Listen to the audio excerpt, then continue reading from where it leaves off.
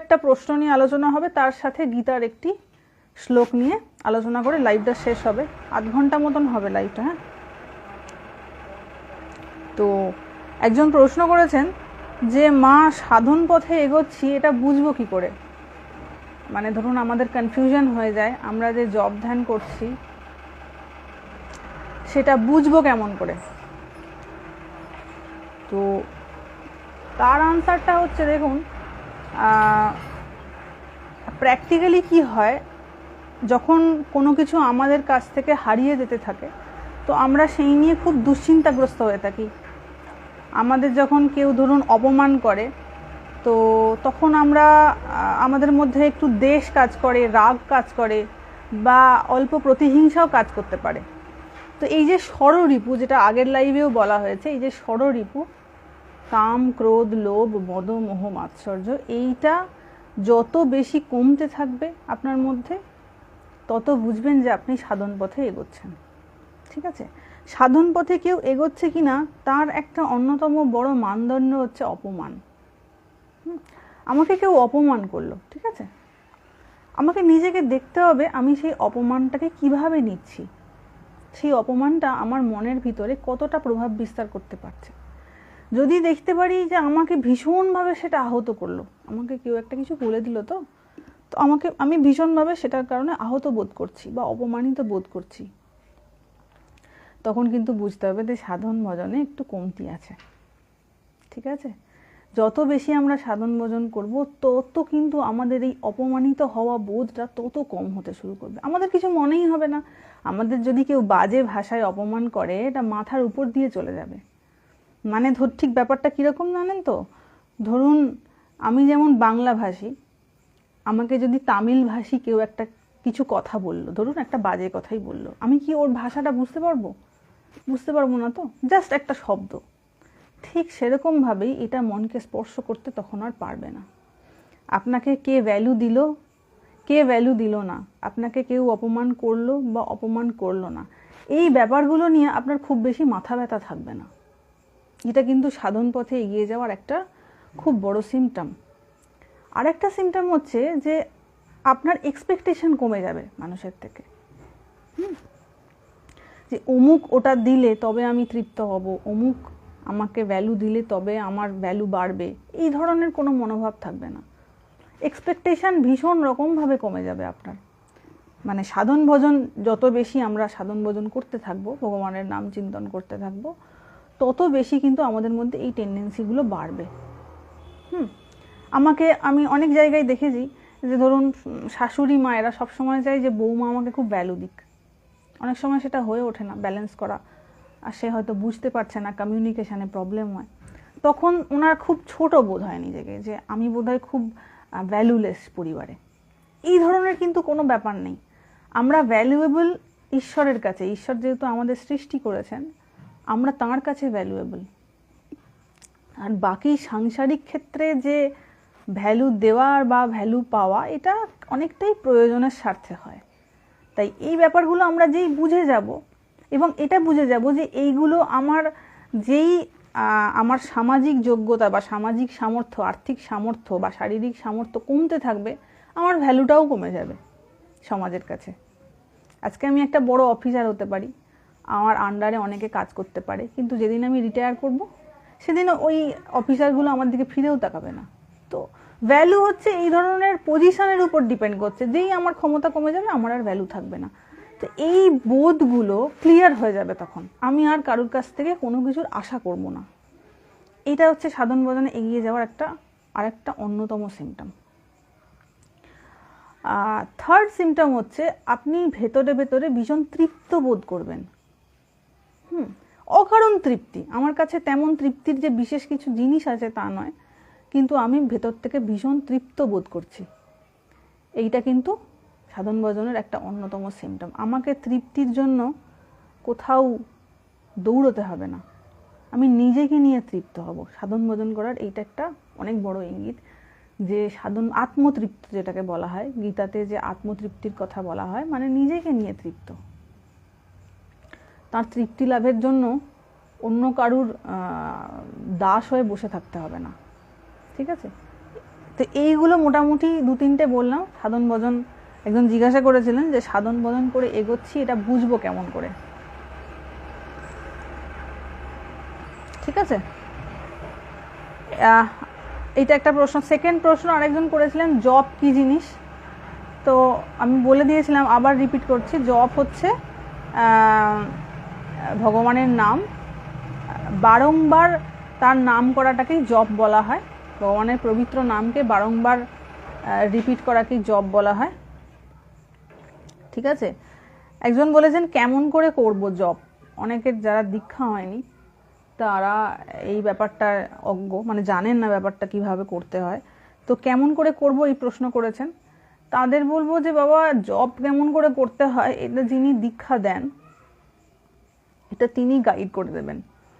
ঠিক আছে, কারণ যখন জপ কেউ মন্ত্র দেয় কাউকে, তখন মন্ত্রটা যেমন বলা হয়, মন্ত্রের অর্থ যেমন বলা হয়, ঠিক তেমনি কেমন করে জপ করতে হবে সেই সমস্ত যাবতীয় যে তথ্য সেটা দিয়ে দেওয়া হয়। ঠিক আছে, তাই এটা তিনি গাইড করবেন, এটা ওভাবে তো বলার ব্যাপার নয়। এবার তারপর প্রশ্ন করেছেন জপের প্রয়োজনীয়তা কি। দেখুন, জপের প্রয়োজনীয়তা হচ্ছে যে আমরা যত বেশি জপ করব তত আমাদের মন শুদ্ধ হবে। মন শুদ্ধ হলে কি হবে, আমাদের মনের যে বিকার রয়েছে সেইটা ধীরে ধীরে কাটবে। দেখবেন মা শারদামণির কথা যারা পড়েছেন বইতে, সেখানে মা বলছেন যে জপাত সিদ্ধি, মানে জপ করতে করতেই সিদ্ধি লাভ হওয়া সম্ভব। কেউ যদি রিপিটেডলি জপ করে, মা শারদামণি প্রত্যেক দিন 3 লাখ জপ করতেন। ভোর 3টের সময় উঠতেন এবং 3 লাখ, কখনো 2 লাখ জপ করতেন। তো এটি তাঁর কথা। তো এটি নিরন্তর জপ করলে কি হবে, আমাদের মনের যে সমস্ত অশুদ্ধ ভাব রয়েছে সেগুলো সব কেটে যাবে এবং মনটা অনেক পবিত্র হয়ে উঠবে। আর পবিত্র মনে কি, ঈশ্বরের প্রকাশ অনেক বেশি। আমরা তত বেশি বেশি করে সেই তত্ত্বকে ধারণ করতে পারবো। এটা হচ্ছে জপের প্রয়োজনীয়তা। আশা করি এটা পরিষ্কার হয়েছে। নেক্সট কোয়েশ্চেন হচ্ছে, একজন জিজ্ঞাসা করেছেন যদৃচ্ছা লাভ মানে কি।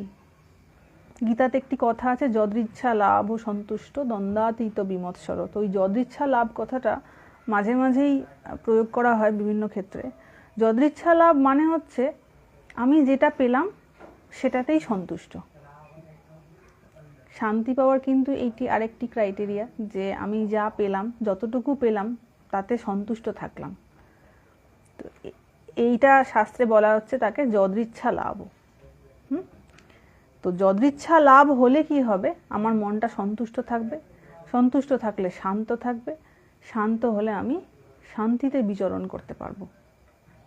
আশা করি যদৃচ্ছা লাভ ও সন্তুষ্ট মানেটা কি সেটা পরিষ্কার হয়েছে। যেটা আমার লাভ হলো স্বাভাবিকভাবে আমি সেইটা নিয়ে সন্তুষ্ট থাকলাম। সন্তুষ্ট হওয়ার জন্যই তো এত কিছু সংগ্রাম।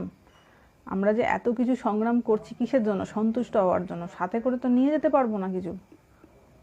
আজকেই যদি দুপ করে আমার শরীর চলে যায়, আমি কি সাথে করে কিছু নিয়ে যেতে পারবো? আমি তো নিয়ে যেতে পারবো না।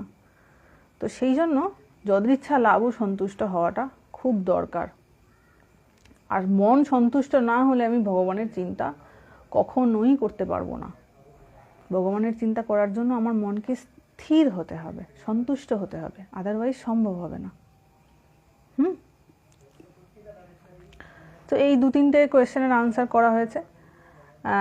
এইবার একজন 8th চ্যাপ্টারের 2-1টি মন্ত্র নিয়ে বলতে বলেছেন। 8th চ্যাপ্টারের একটি ভীষণ সুন্দর মন্ত্র রয়েছে, যেটা আমারও ব্যক্তিগতভাবে খুব প্রিয় মন্ত্র। শ্লোক, বারবার মন্ত্র বলে ফেলছি, শ্লোকটা আমারও প্রিয়। তো আপনারা 8th চ্যাপ্টারের 14 নম্বর ভার্সটা একটু খুলবেন। হ্যাঁ, ওই ভার্সটা আজকে একটু ভেঙে ভেঙে দেখা হোক ভগবান কি বলছেন। 14 নম্বর ভার্সে ভগবান বলছেন, দেখো, অনন্য চেতাহা সততম ইয়ো মাম স্মরতি নিত্যসহ তস্য অহম। তস্য অহমটাকে ভাঙলে হবে তস্য অহম সুলভ পার্থ নিত্যযুক্তস্য যোগিনঃ। ক্লিয়ার? ওই তস্যা অহমটাকে ভাঙলে তস্যযুক্ত অহম হবে, বাকিগুলো সব মোটামুটি ঠিক আছে। তো এবার প্রশ্ন হচ্ছে, দেখুন কি সুন্দর মন্ত্রটা, এই শ্লোকটা, অনন্য চেতাহা মানে হচ্ছে অনন্য চিন্তা করে। এবার প্রশ্ন হলো অনন্য চিন্তা মানেটা কি? মানে অন্য কোনো কিছুর চিন্তা না করা। অনন্য চেতা, অন্য কোনো কিছুর চিন্তা না করা, অনন্য চেতা হয়ে। তারপরে দেখুন রয়েছে জো মানে হচ্ছে যে ব্যক্তি, যেটাকে সংস্কৃততে জো বলা হয়। তো জো স্মরতি, স্মরতি কথাটি একটি ভার্ব ক্রিয়া যেটাকে বলা হয়। এই স্মরতি ভার্বের ফর্মটি, যে ভার্বটি থেকে এই ফর্মটি এসেছে সেটি হচ্ছে স্মৃ ধাতু, দন্তের শয়ময়ে রি, স্মৃ ধাতু। স্মৃ ধাতুর মানে হচ্ছে টু রিমেম্বার, মনে করা, স্মরণ করা, সেই শ্রী ধাতু থেকে এসেছে। তো স্মরতির মানে হচ্ছে যে স্মরণ করে। অনন্য চেতা হয়ে যে ব্যক্তি স্মরতি স্মরণ করে, কাকে না মাম বা মাং বা মাম একই জিনিস, মাম মানে আমাকে।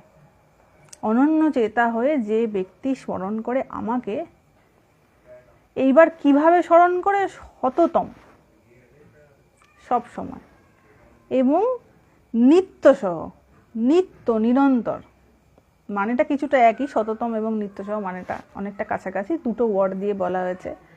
যে সততম সব সময় কেবলমাত্র আমার কথা স্মরণ করে, অনন্য চেতা হয়, তার আর অন্য কোনো বিষয়ে চিন্তা নেই, কেবল আমার চিন্তা করছে নিরন্তর। তার কি হয় দেখুন। তারপরে বলছেন পরের লাইনটাতে, তস্য অহম সুলভ পার্থ নিত্যযুক্তস্য যোগিনঃ। এখানে পার্থ হচ্ছেন সম্বোধনে, সম্বোধনে মানে হে পার্থ, হে পার্থ, তস্য নিত্যযুক্তস্য যোগিনঃ, এই তিনটে কথা একসাথে হবে। তস্য নিত্যযুক্তস্য যোগিনঃ মানে হচ্ছে এগুলোর ফর্মগুলো একই রকমের। তস্য অর্থাৎ তার বা সেই, নিত্যযুক্তস্য যোগিনঃ মানে সেই নিত্যযুক্ত যোগীর কাছে, অহম আমি, দেখুন তস্যর পরে একটা অহম আছে, এইবার অহমটা হবে, প্রথমে আসবে তস্য নিত্যযুক্তস্য যোগিনঃ মানে সেই নিত্যযুক্ত যোগীর কাছে, অহম সুলভ, আমি অত্যন্ত সুলভ। বোঝা গেল ভগবান কার কাছে সুলভ? আমরা মনে করি ভগবান বোধহয় একটু ভালো করে আমরা খেতে টেতে দেব, ভালো করে খুব আড়ম্বরপূর্ণ করে দেব, তাতে হয়তো ভগবান বুঝি খুব সন্তুষ্ট হন। এখানে দেখুন ভগবান কার কাছে সুলভ, সুলভ মানে অ্যাভেলেবল, খুব ইজিলি তার কাছে সেটা রয়েছে। তো কার কাছে তিনি সুলভ? না অনন্য চেতাহা, অনন্য চিন্তার সাথে যে নিত্য বারবার কেবলমাত্র আমার স্মরণ করে, সেই নিত্যযুক্ত যোগীর কাছে আমি অত্যন্ত সহজ সাধ্য বা সুলভ। তাহলে ভগবানকে যদি সুলভ করতে হয়, ভগবান তারই কাছে অত্যন্ত অ্যাভেলেবল, যার এইগুলো ফুলফিল রয়েছে, নিত্যযুক্ত যোগী, যে নিত্য তার সঙ্গে যুক্ত হয়ে রয়েছে। আমরা যোগের ভিডিওতে এইটা বলেছিলাম যে যোগ মানে হচ্ছে যুক্ত থাকা, আলাদা কিছু না, যুক্ত থাকা। আমরা সবসময়ই কোনো না কোনো কিছুর সাথে যুক্ত থাকছি। কিভাবে যুক্ত থাকছি? না চিন্তার দ্বারা। কোনো কিছুর চিন্তা করছি মানেই আমি তার সঙ্গে যুক্ত হয়ে আছি। তাহলে ভগবানের সঙ্গে যুক্ত হব কিভাবে? না ভগবানের সঙ্গেও যুক্ত হওয়ার ওই একই মিডিয়াটা হচ্ছে থট, চিন্তা। ওই জন্য দেখুন প্রথমেই কিন্তু ভগবান বলছেন অনন্য চেতা, প্রথমেই বলে দিয়েছে অনন্য চিন্তা করে। ঠিক আছে, এই চিন্তাটা হচ্ছে আসল ব্যাপার। আমরা যত বেশি বেশি তার চিন্তা করতে পারবো, নিত্য চিন্তা করতে পারবো। এবার ধরুন চিন্তাটা, আপনি বলবেন চিন্তাটা কিভাবে করব। তো ম্যাক্সিমাম মানুষ সাকার ভজনা করেন। যারা সাকার ভজনা করেন যদি ধরুন কেউ যদি কৃষ্ণ অনুরাগী হন, তো তিনি শ্রীকৃষ্ণের লীলা চিন্তন করতে পারেন। লীলা চিন্তন হচ্ছে অনুধ্যানের একটা অন্যতম উপায়, চিন্তা করার একটা অন্যতম উপায়। চিন্তা তো ইমেজিং ছাড়া হয় না, যে কোনো চিন্তা করতে গেলে একটা ইমেজই লাগে, ঠিক আছে? তো এইবার আপনি ওভাবে চুপ করে শ্রীকৃষ্ণের শুধু মূর্তিটার কথা ভাবছেন, ওটা একটু কঠিন হয়ে দাঁড়ায়। তো এটা অনেক ইজি হয়ে যাবে যদি আপনি তার লীলা চিন্তন করতে থাকেন। ধরুন ভাগবত পড়ছেন, অনেক ভাগবতের অনেক গল্প এখানে ওখানে পাওয়া যায় ভগবান শ্রীকৃষ্ণ সম্পর্কে, সেগুলো একটু পড়লেন। পড়ে পড়ে আপনি যখন মনে মনে সেই কথা চিন্তা করছেন খুব ডিপলি, আপনি কিন্তু তার সঙ্গে যুক্ত হয়ে আছেন। তো এইরকম নিত্যযুক্ত যে হয়ে রয়েছে ভগবানের সঙ্গে, সেই কিন্তু যোগী। এবং এইরূপ যোগীর কাছে ভগবান বলছেন আমি অত্যন্ত সুলভ, আমি অত্যন্ত ইজিলি অ্যাভেলেবল, ঠিক আছে? তাই তার জন্য আমাদের নিত্য এটার অভ্যাস করতে হবে বারংবার, আমাদের একদিনে হবে না। অনেকে প্রশ্ন করছেন যে মাতাজি আমি কিভাবে কনসেন্ট্রেট করব, কিভাবে ভগবান লাভ করব। এগুলো বাবা একদিনের প্রসেস নয়, ঠিক আছে? দীর্ঘদিন বছরের পর বছর এই নিয়ে তপস্যা করতে করতে করতে করতে ঋষিমুনিরা কি করেছেন? ঋষিমুনিরা তো দীর্ঘদিন এই নিয়েই তপস্যা করেছেন। তারা সব কিছু ছেড়ে ছুড়ে দিয়ে একান্তে গিয়ে তারা তো ভগবানেরই ভজনা করেছেন। তো তাদের মধ্যে কেউ কেউ প্রাপ্ত করতে পেরেছেন, কেউ কেউ পারেননি, সেই জন্মে পারেননি। তো আমি সহজে সেটা কিভাবে পাবো? সেটা সম্ভব নয়। যদি আমার মনের মধ্যে ইচ্ছা থেকে থাকে এবং সেটা সম্পূর্ণভাবে নিষ্কামভাবে হতে হবে। যদি নিষ্কামভাবে হয় তাহলে তাড়াতাড়ি কৃপা হয় ভগবানের। আর সকামভাবে হলে ভগবানের তত্ত্বটা না বুঝে ওই যে কামনাটা করা হয়েছে সেইটা চলে আসে। মানে ধরুন যেমন ধ্রুবর ক্ষেত্রে যেটা হয়েছিল, ধ্রুব কি করেছিল যখন ওর বিমাতা ওকে অত্যন্ত অবজ্ঞা করে বলেছিল যে ওর বাবা যিনি ছিলেন তার কোলে যদি উঠতে হয় তাহলে রাজা হতে হবে। তো তখন থেকেই ধ্রুবর মনের মধ্যে একটা জেদ চেপে যায় যে আমাকে রাজা হতে হবে, এবং সে শ্রীহরির তপস্যা করতে শুরু করে। কিন্তু তার কামনাটা তখন ছিল একটা সকাম কামনা, সকাম তার ভক্তি ছিল, সকাম ভজনা ছিল। আমরা কোনো কিছু পাওয়ার আশায় যদি ভজনা করি, তার ভগবানের তত্ত্বটা বোঝার আগে সেই কামনাটা আমাদের সামনে উপস্থিত হয়ে যাবে। ভগবানের তত্ত্ব আমাদের বোঝা হবে না, ঠিক আছে? তাই নিষ্কামভাবে ভজনা করাটা অনেক বেশি ফ্রুটফুল সকাম ভজনার থেকে। তাই এটা আমাদের বুঝতে হবে যে জীবনটাই চলে গেল কামনার জিনিস পেতে পেতে, আসল জিনিসটা থেকে গেল, কিছুই পাওয়া হলো না শেষ পর্যন্ত। এবং যেটা আমি বারবার বলি, আরেকবার এটা বলবো যে আমাদের বর্তমানে যে অবস্থা, সে অবস্থা কিন্তু থাকবে না, এটা পরিবর্তন হবে। তাই সেই মতন ভেবেই আমাদেরকে এগোতে হবে যে আমার জীবনটা কিন্তু এগিয়ে চলেছে। আজকে সকাল পর্যন্ত আপনার যতটা আয়ু ছিল, আপনার বা আমার যাই বলুন, সন্ধে পর্যন্ত ততটা নেই। সকাল পর্যন্ত যতটা আয়ু ছিল, সন্ধে পর্যন্ত ততটা নেই। এবার রাত হয়ে যাবে, আমরা ঘুমোবো 6-7 ঘন্টা, সকাল পর্যন্ত ততটাও থাকবে না। So time is passing, time কিন্তু কারোর জন্য অপেক্ষা করে বসে নেই। তাই এই সুযোগে যে যতটুকুন ভগবানের নাম করতে পারবেন, তার চিন্তা করতে পারবেন। দেখুন ডিউরেশনটা ফিক্স, ঠিক আছে? কোনো মানুষ যদি 50 বছর বাঁচে বা 60 বছর বাঁচে, তার ডিউরেশন কিন্তু ফিক্স। সে যদি 60 বছর বাঁচে, তার 60 বছরই আয়ু।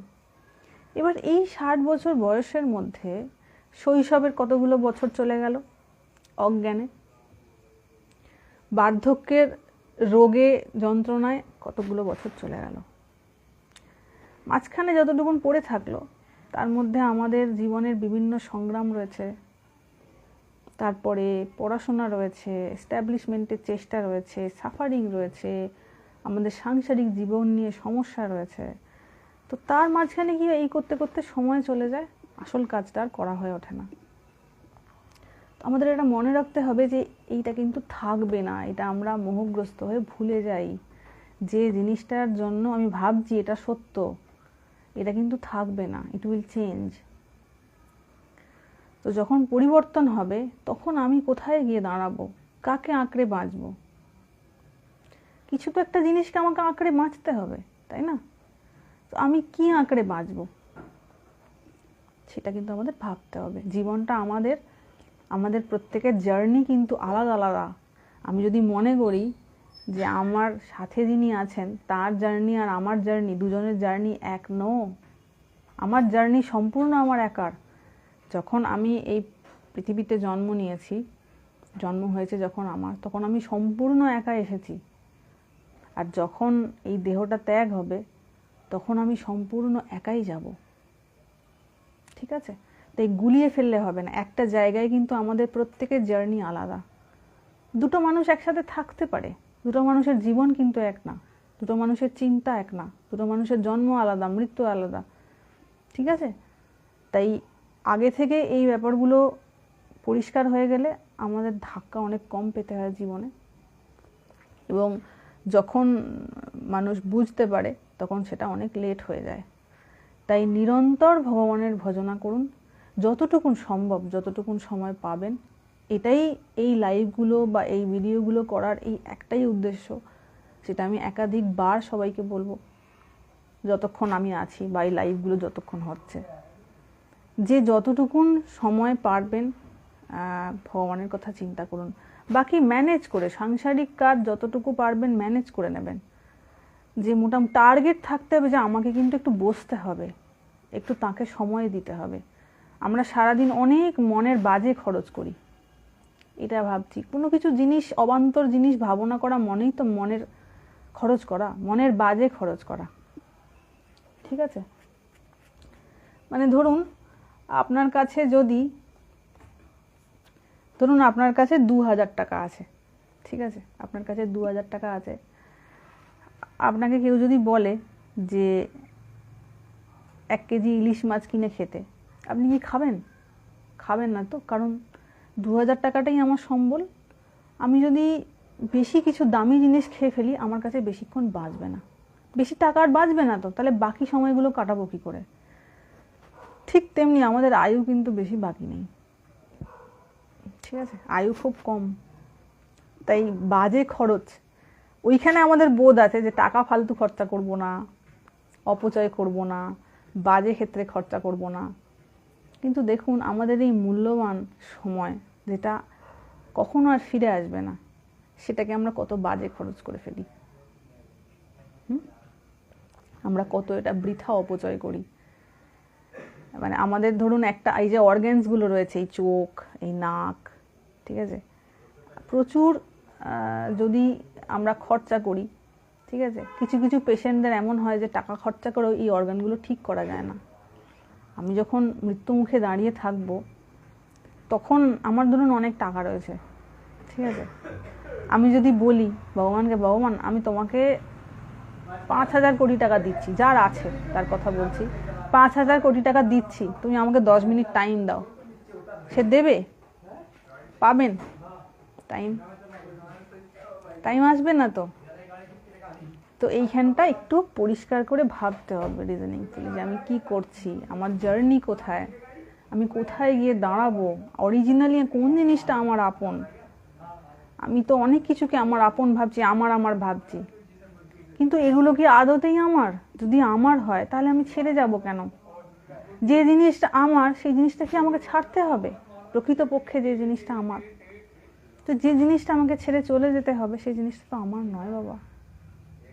তাই এটা ব্যাপারটা পরিষ্কার করে বুঝতে হবে এবং নিজেকে বোঝাতে হবে। এবং যত আমরা বেশি জব ধ্যান করব, বিশেষ করে জবটা ধ্যান করাটা একটু কঠিন, যত বেশি আমরা জব করব আমাদের এই যে বুদ্ধির উপরে যে ধুলো চাপা পড়ে রয়েছে না, সেটা ধীরে ধীরে পরিষ্কার হতে থাকবে। ঠিক আছে? এই স্থূল বুদ্ধিতে বোঝা কঠিন হয়ে যাবে। তো বুদ্ধির উপরে যে সমস্ত মোহের ময়লা পড়ে রয়েছে, মোহের চাদর পড়ে রয়েছে, সেগুলো সব ধীরে ধীরে ধীরে ধীরে পরিষ্কার হবে যত আমরা ভগবানের চিন্তা করতে থাকবো। কারণ তিনি শুদ্ধ স্বরূপ, তো যত বেশি শুদ্ধ তত্ত্ব চিন্তা করা হয় তত মন শুদ্ধ হয়। সেই জন্য ঈশ্বরের চিন্তা করাটা আমাদের মানে অবশ্য কার্য, এটা আমরা জন্মেছি, এই ট্রুথটা যদি না জানতে পারি যে আমি কে, কোথায় যাব, আমার জীবনের মানে অন্তটা কি, আর আমি সারাক্ষণ খালি ঘুরে বেরিয়ে আর এটা কথা ওটা কথা চিন্তা করে আর এর বিষয়ে সমালোচনা করে ওর বিষয়ে সমালোচনা করে যদি কাটিয়ে দিই, তাহলে আমার নিট ফলটা কি হবে বলুন তো? একটা বিরাট বড় জিরো, একটা বিরাট বড় জিরোতে পরিণত হবে, তাই না? যখন আমি জীবনের শেষ প্রান্তে গিয়ে নিজের জীবনটাকে পর্যালোচনা করব যে আমি কি পেলাম, হবে তো একটা সময়, এই যৌবন তো থাকবে না বাবা, শরীরের সমস্ত ইন্দ্রিয় আদির ক্ষমতা কমবে, বার্ধক্য আসবে, সবার এসছে, আমাদেরও আসবে। তো যখন আমরা পর্যালোচনা করব বা সমীকরণ করব যে আমি যে এত লড়াই করলাম, এত যুদ্ধ করলাম, আমি কি পেলাম, আসবে তো অঙ্কটা এক সময় মনের মধ্যে। তখন কি নিজেকে উত্তর দেবো যে আমি কি পেলাম?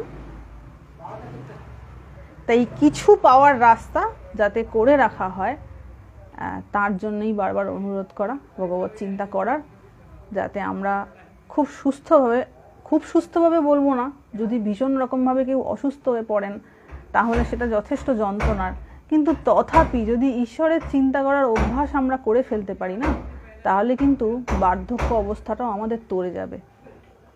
খুব বেশি সেই রকম যদি আমি অনেককে দেখেছি এরকম গৃহস্থ মানুষ সাধন ভজন করেছেন, খুব বেশি ভুগতে হয়নি, ভগবানের নাম করতে করতে একটু আধটুতেই ব্যাস শরীর চলে গেছে, দিনের পর দিন কষ্ট পেতে হয়নি। তাই রক্ষাকর্তা তিনি একমাত্র, আমাকে আমার মাও রক্ষা করবে না, আমাকে আমার বাবাও রক্ষা করবে না, কেউ রক্ষা করবে না, আপনার প্রিয়জন আপনাকে রক্ষা করতে পারবে না, ঠিক আছে? যদি রক্ষা করার হতো তাহলে মানে আপনার একটুখানি শরীর খারাপ হলে আপনাকে হসপিটালে নিয়ে যেতে হতো না। আপনার প্রিয়জনদের যদি আপনাকে রক্ষা করার ক্ষমতা থাকতো তাহলে হসপিটালে নিয়ে যেতে হতো না। তাই কারোর ক্ষমতা নেই আপনাকে রক্ষা করবে, ঠিক আছে, যতক্ষণ না তাঁর কৃপা হচ্ছে। তাই যিনি প্রকৃতপক্ষে আমাদের রক্ষা করছেন তাঁরই শরণাগত হওয়া বুদ্ধিমানের কাজ নয় কি? ঠিক আছে, আজকের লাইভটা খুব অল্পক্ষণের জন্য করলাম, আমার শরীরটা ভালো না, একটু শরীরটা খারাপ আছে, তো আবার পরবর্তীকালে লাইভে আসা হবে। কালকে অনেকে শুনতে পাননি, তার জন্য খুব দুঃখিত, এবং আশা করছি আমরা শনিবার দিন লাইভটা করব, ঠিক আছে? শনিবার দিনটা একটু ফেভারেবল সময় আছে, সেই শনিবার দিন আমরা লাইভে আসবো, এবং 9টাটাই একটু আমার খুব সুবিধাজনক সময়, এবং জানিয়ে দেয়া হবে পোস্ট করে যে লাইভটায় আসা হচ্ছে, আমি সকালের দিকে জানিয়ে দেবো, তাহলেই বুঝতে পারবেন।